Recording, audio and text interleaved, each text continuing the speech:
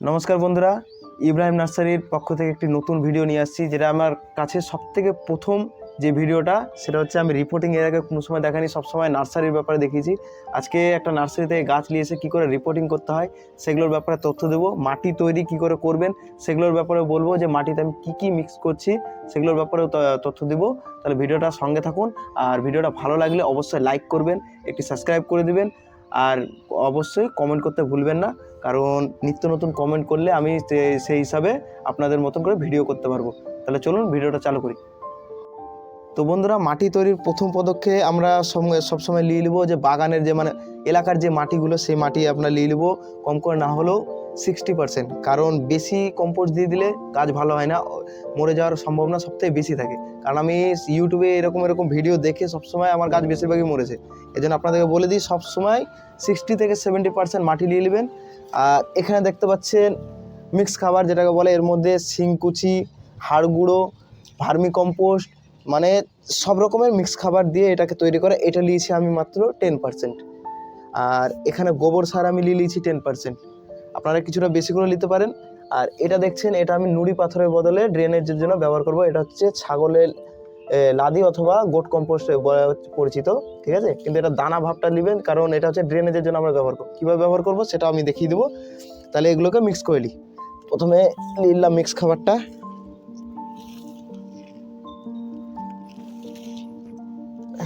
এভাবে ভালো করে নিয়ে মিক্স খাবারটাকে মিক্স করে দেবো। এই দিয়ে দিলাম। এবার দিয়ে দেবো গোবর সার, একদম পুরনো গোবর সার, যেটা ঢেলাযুক্ত গোবর সার, মাটি হয়ে গেছে, সেই গোবর সার নিয়ে নিলাম।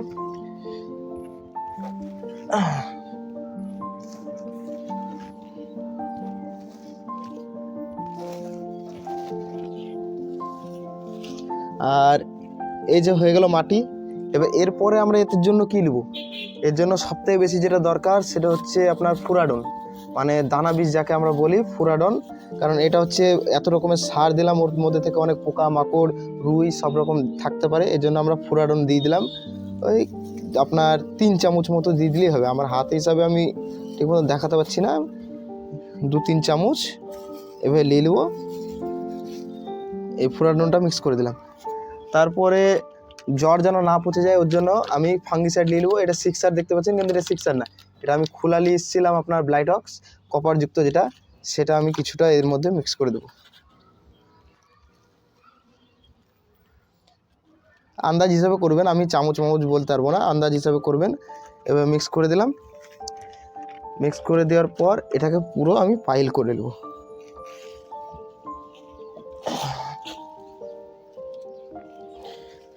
যদি কোনো ঢেলামেলা থাকে, সেই ঢেলাগুলো ভাঙতে হবে না, ঢেলাগুলো থাকলে মাটিটা বসবে ভালো, ড্রেনেজটাও ভালো হবে।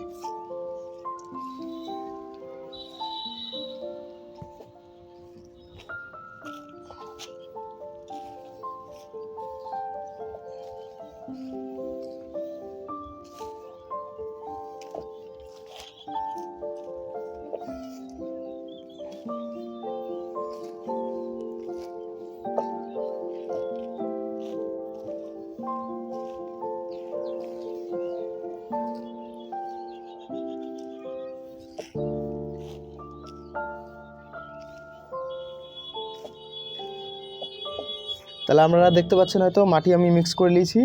এবার এই যে আমার পটটা আছে, এই পটটার মধ্যে প্রথমে খোলাংকুচি দিয়ে দিয়েছি ড্রেনেজের জন্য।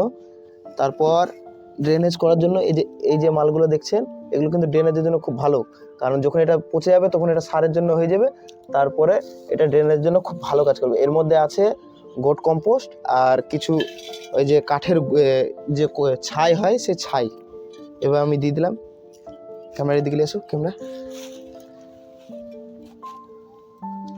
এই যে এবার আমি বিছিয়ে দিয়ে দিলাম। দিয়ে দেওয়ার পর কিছুটা মাটি দিয়ে দেবো আমি, আর মাটিগুলোকে অবশ্যই আমি চেপে দেবো যেন হাওয়া না থাকে।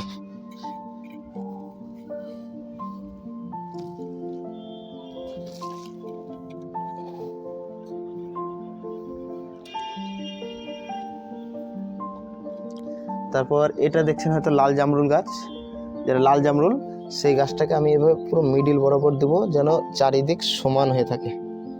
একদম মিডিল বরাবর দিয়ে দিলাম। যার একটু মাটি খুঁড়তে হয় খুঁড়ে নেবো, কারণ উপরে আমাকে একটু খালি রাখতে হবে।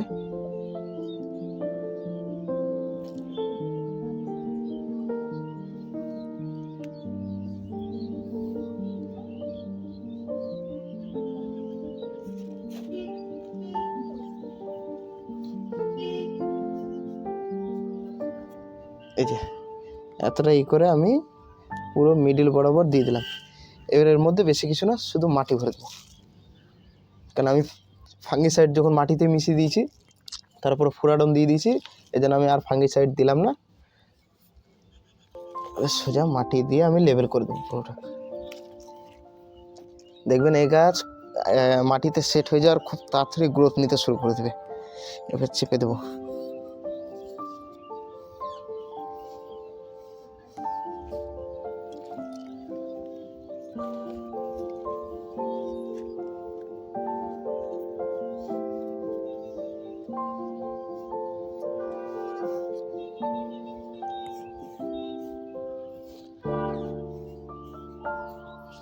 তাহলে এভাবে আমার গাছটা পট করা হয়ে গেল।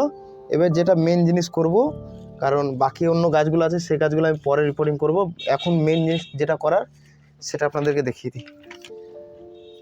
এই যে 1 লিটার জল, এর মধ্যে আমি কিছুটা ফাঙ্গিসাইড নিয়ে নেব, কিছুটা ফাঙ্গিসাইড নিলাম। এটা হচ্ছে হাইড্রোজেন পারঅক্সাইড H2O2, এটা আমি নিয়ে নেব ওই আপনার হাফ চিপি মতো, এই হাফ চিপি মতো নিয়ে দিয়ে দিলাম। আর এর মধ্যে নিব ম্যাগনেসিয়াম সালফেট, কারণ গাছটাকে রিপোর্ট করলে একটা স্ট্রেসের মধ্যে গাছ চলে যায়, এর জন্য আমি কিছুটা ম্যাগনেসিয়াম সালফেট নিয়ে নিলাম। এটা মিক্স করে দিলাম। মিক্স করে দেওয়ার পর এটাকে একটু মিলিয়ে নেওয়ার পর গাছটার মধ্যে দিয়ে দেবো, তাহলে গাছটা স্ট্রেসে যাবে না। মানে রিপোর্টিং করলাম যখন স্ট্রেসে যাবে না, আমি এভাবে এটাকে দিয়ে দেবো।